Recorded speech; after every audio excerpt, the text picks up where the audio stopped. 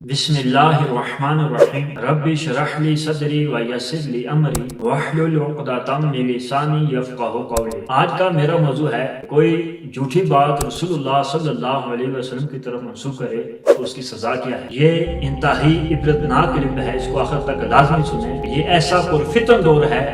کہ ہر کوئی یہ سوشل میڈیا کے اوپر یہ باتیں پھیلاتا ہے کہ یہ حدیث رسول اللہ صلی اللہ علیہ وسلم کی ہے، رسول اللہ صلی اللہ علیہ وسلم نے ایسا کہا، حضور نے ایسا کیا،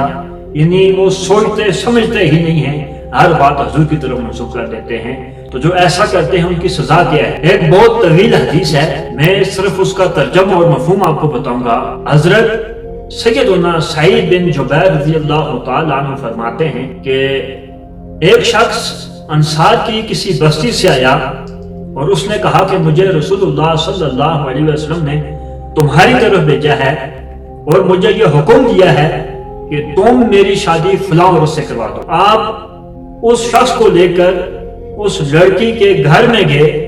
تو اس لڑکی کے گھر والوں نے کہا کہ ہمیں شک ہو رہا ہے کہ کیا رسول اللہ صلی اللہ علیہ وسلم نے ایسا فرمایا بھی ہے کہ نہیں۔ آپ نے کہا چلو ٹھیک ہے، آپ اس کو اپنے ہاں بٹھائیں، اس کی عزت کریں، اس کا ادب و احترام کریں، تو میں حضور علیہ الصلوۃ والسلام کی بارگاہ میں جاتا ہوں، آپ کی خدمت میں جاتا ہوں اور آپ سے خبر لاتا ہوں۔ تو جب آپ حضور علیہ الصلوۃ والسلام کی بارگاہ میں حاضر ہوئے،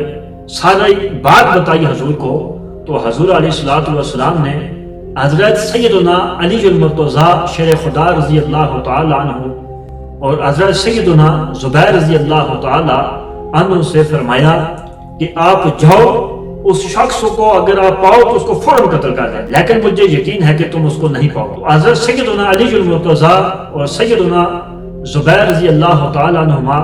جب وہاں پہنچے تو انہوں نے دیکھا کہ اس شخص کو سانپ نے کاٹ لیا ہے، وہ سانپ کے زہر سے پہلے ہی مار گیا۔ آپ واپس آئے حضور علیہ الصلوۃ والسلام کی بارگاہ میں،